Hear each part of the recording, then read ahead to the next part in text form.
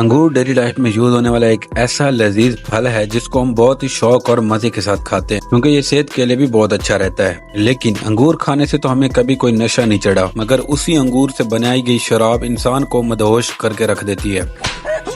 Video start करने से पहले मैं आपको कुछ बताना चाहूंगा कि मैंने अपने चैनल पर एक सीरीज स्टार्ट की है जिसका नाम है facts you never know before, और इस सीरीज में मैं आपको इस दुनिया से जुड़े ऐसे फैक्ट्स बताता हूं जो आपने पहले कभी ना सुने हो, और ये वीडियो इस सीरीज का पार्ट 3 होने वाली है। अस्सलाम वालेकुम, मेरा नाम है यासिर महबूब और आप देख रहे हैं XR एक्सप्लेन।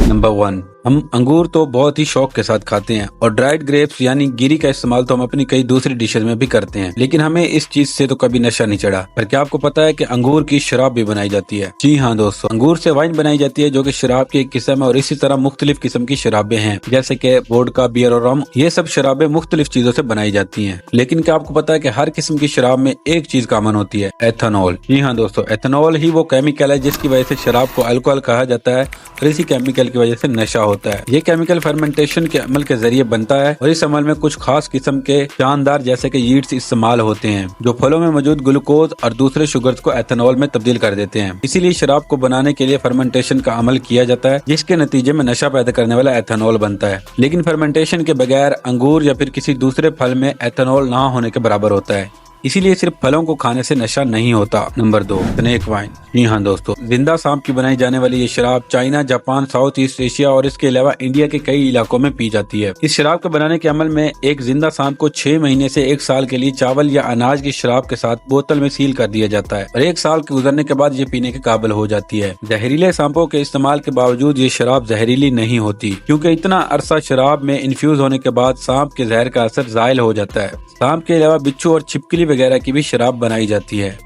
आमतौर पर स्नेक वाइन की कीमत $50 से $100, जबकि आला किस्म की स्नेक वाइन की कीमत $300 से $1000 तक हो सकती है। नंबर 3, क्या आपके साथ कभी ऐसा हुआ कि जैसे ही आपको छींक आने लगे तो ऐन वक्त पर आपने इसको रोकने की कोशिश की हो? छींक के इस कुदरती अमल को रोका जाए तो इस कोशिश में आपको जान के लाले भी पड़ सकते हैं। इसकी एक जिंदा मिसाल हाल ही में सामने आई है जब बरतानिया के एक 30 साल शख्स ने छींक को रोकने की कोशिश की, और इसके नतीजे में पैदा होने वाले प्रेशर की वजह से उसकी सांस की नाली में सुराख हो गया था। एक्सपर्ट्स का कहना है कि जब छींक को रोका जाता है तो इंसान के रेस्पिरेटरी सिस्टम में हवा का हाई प्रेशर बनता है। हवा का ये प्रेशर दोनों कानों में एक ट्यूब में मुंतकिल होता है जो कि कान के सेंटर और पर्दे से जुड़ी होती है, और इस दबाव की वजह से कान के पर्दे भी फट सकते हैं। एक्सपर्ट्स का कहना है कि छींकने से नाक को नुकसानदार मादों से साफ होने में मदद मिलती है जिनमें बैक्टीरिया वगैरह शामिल हैं, लेकिन अगर छींक को रोका जाए नाक से कानों तक की हवा वापसी कानों में बैक्टीरिया या नुकसानदार मादों को मुंतकिल कर सकती है, जिससे कान में इन्फेक्शन हो सकता है। नंबर 4, क्या आपने कभी सोचा है कि नीले रंग के फ्रूट बहुत कम क्यों पाए जाते हैं? इससे हैरानगी की बात तो ये है कि फ्रूट हमें नीले रंग के दिखते हैं, असल में वो नीले होते नहीं हैं। यही वजह है कि ब्लू बेरी हमें ब्लू नजर आती है। बरतानिया की एक यूनिवर्सिटी के साइंसदानों ने गहरी रंगत वाले फलों की छानबीन की जिनके ऊपर मोम की बहुत बारीक सी तय होती है, तो पता ये चला कि उन फलों की ज़ाहिरी रंगत का जिम्मेदार एक कुदरती अमल होता है। साइंसदानों को कहना था कि ब्लू बेरी नीले रंग की नजर आती है, हालांकि इसमें लाल रंग का रोगन मौजूद है। इसकी वजह इनके ऊपर मोम की ये तय है जिसमें छोटे छोटे ऐसे अज्जा मौजूद होते हैं जो नीली रोशनी को फैलाते हैं। यही वजह है कि ब्लू बेरी इंसानी आंखों को नीली नजर आती है। ब्रास्टल के स्कूल ऑफ बायोलॉजिकल के सीनियर एक्सपर्ट रॉक मेल्डन का तहकीक के हवाले से कहना था कि यही वजह है कि ब्लू बेरी का नीला रंग निचोड़ कर भी अलग नहीं किया जा सकता, क्योंकि इसमें नीले रंग का कोई रोगन मौजूद ही नहीं होता। नंबर 5, दुनिया का वाहिद जहरीला परिंदा। दोस्तों, ये पुरकशिश सा नजर आने वाला परिंदा कोई आम परिंदा नहीं है। अगर आपको लगता है कि ये क्यूट और प्यारा सा परिंदा आपको कोई नुकसान नहीं पहुंचा सकता तो आप गलत हैं। पीटो हुई वैसे तो एक पुरकशिश नजर आने वाला परिंदा है जो दिखने में तो बहुत ही क्यूट और स्वीट सा लगता है, मगर है बहुत ही जहरीला।